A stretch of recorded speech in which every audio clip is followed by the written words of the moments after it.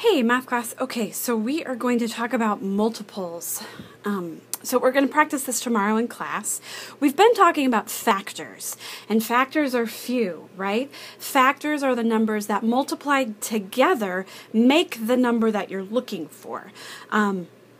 For example, my factors of 12 are like 1 times 12 and 3 times 4 and 2 times 6, right? Those are my factors. Now we're going to switch gears and talk about multiples. And if you remember, multiples are many. There's loads and loads of multiples. And I find them, this is a review of kind of what we've already done, right? I find them by simply saying, okay, 12 times 1, because this is what I'm looking for, the multiples. I'm looking for multiples of 12 and of 8, okay? So 12 times 1 is 12. That's my first multiple. 12 times 2, 24. 12 times 3, 36. 12 times 4, 48. 12 times 5 is 60. 12 times 6, 72. Do you see what I'm doing? So I'm just listing them. I'm going to list them all out here to the 10th multiple. Oh, let me get them all on the screen here. The 10th multiple is 120, right? I'm going to move 84 down. I don't know whether you guys can see that or not. Okay, and now I want to find the multiples for 8. Okay, so again, 8 times 1 is 8. 8 times 2, 16. 8 times 3, 24. Next one's 32, and then I have 40, 48, 56, 64, 72, and 80, okay? And so I'm going to underline all of the multiples that they have in common, okay? Because they've got quite a few, right? There's, there's 72, that's on both lists. There's 48, that's on both lists. And then there's 24, that's on both lists. And what we've been sort of focusing on is finding the LCM, the lowest common multiple, okay? So the smallest number that's on both lists. In this case, which is it? Well, it's this guy, 24. The smallest number on both lists. Okay, so you might be asking, okay, that's great, Heidi, but what the heck does this have to do with fractions? We were talking about fractions. Let me give you an example. Don't forget all of this stuff. We'll get back to it here in a second. What if I have two fractions, and I want to know which is the bigger fraction, 5/12 or 3/8? Well, I could draw a circle and make it have 12 pieces and then color in 5 of them. And then I could draw another circle and, make it have 8 pieces and color in 3 of them and see, well, gosh, this one looks like it has bigger pieces. Maybe I didn't draw them, exactly to scale.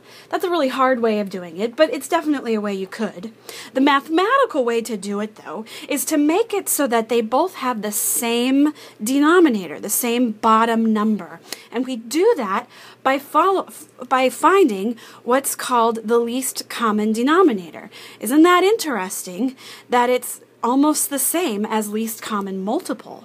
And really that's what we're doing, that we find the lowest bottom number, the least common denominator, by simply finding the multiple, which we already did, right? Okay, so I have 12 here, I have 8 here.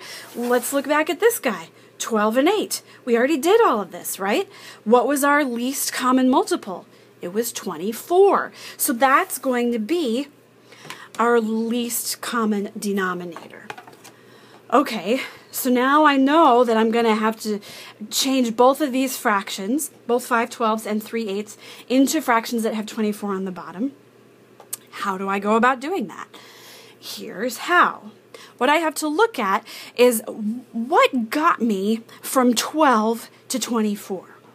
12 times something gave me 24. What was it? There's my arm. If we look back at this, it's 1, 2, right? It was 12 times 2 gave me 24.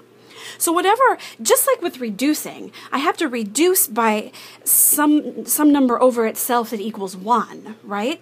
It's the same when we're raising a fraction up. Which is what we're doing here. If I do something to the bottom, I have to do it to the top number too. So I'm really going to multiply this fraction, 5/12, by 2 over 2. And I got that, again, from figuring out that 12 times 2 gives me 24. And this is the goal. I want to have a fraction with 24 on the bottom. Okay, so 12 times 2 is 24. I multiply the top by 2 then. 5 times 2 is 10. Okay, let's look at the other one. Our other fraction was 3/8. And again, I want to convert it, raise it up to a fraction that has a 24 on the bottom. Let's look back at this thing, right? How many times 8 did I go to get to that 24? 1, 2, 3. 8 times 3 is 24. Okay, so because I figured that out, now I know I have to multiply this guy by 3. Because remember, these should be the same. So 3 times 3 gives me what? 9. Okay, so now I can take these two fractions and look at them. Let's get back to this board right here. Okay, so which was the bigger fraction? Oh, this guy got totally eaten up. Let me fix him here. Okay, so what did it equal? 5/12 equaled 10 over 24. Okay, 3/8 equaled, what did it equal? 9 over 24. And I can tell which is the larger fraction now very easily.